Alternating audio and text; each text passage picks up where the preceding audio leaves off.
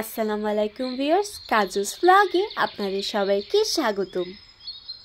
আমাদের বারান্দার টবে আল্লাহর রহমতে অনেক পুঁইশাক হয়, কিন্তু দেখুন কয়েকদিন পুঁইশাকের দিকে নজর না রাখায় এটা কত বড় হয়ে গিয়েছে এবং একটা ফুলও এসেছে।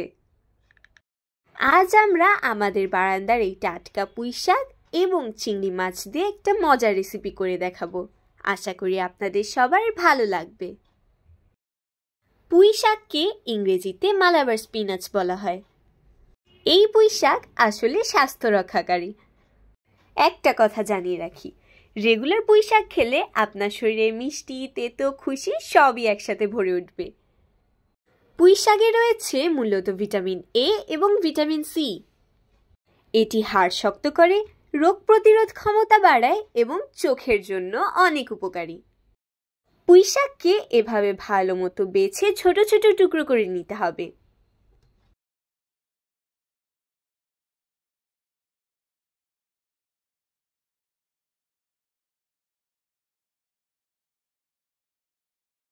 এবার আসি চিংড়ি মাছের কথায়।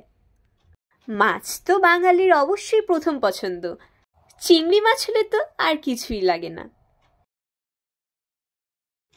আমরা এখানে পুঁইশাক এবং চিংড়ি মাছ দুটোই ভালো মতো পরিষ্কার করে ধুয়ে রেখেছি।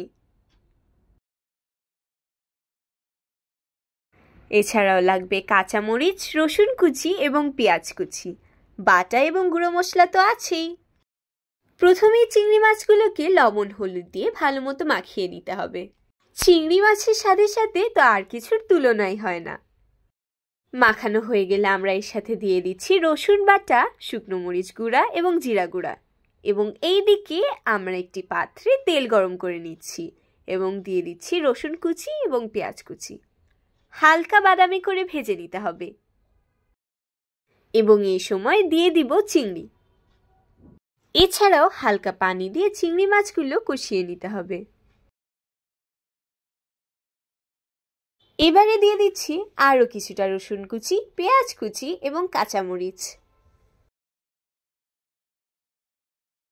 তারই সাথে পুঁইশাকগুলো।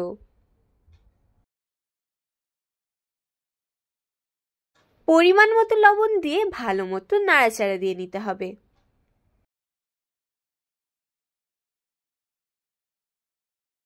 এবার পরিমাণ মতো পানি দিয়ে রান্না শেষ হওয়ার অপেক্ষা।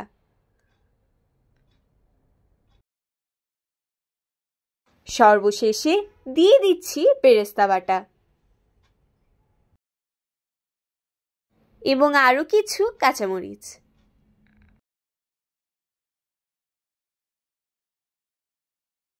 আমাদের রান্না কিন্তু শেষ, এবার শুধু উপভোগ করার পালা। এই স্নিগ্ধ ঝোলের মধ্যে লুকিয়ে আছে স্বাদ, পুষ্টি এবং ঐতিহ্যের এক অনবদ্য মিশ্রণ। পুঁইশাকের স্বাস্থ্যকর উপকারিতা এবং চিংড়ি মাছের মাংসপেশি শক্ত করার গুণ দুই মিলে তৈরি হয়েছে এক অসাধারণ স্বাদ। আপনাদের যদি রেসিপিটি ভালো লেগে থাকে তাহলে লাইক দিন এবং শেয়ার করুন।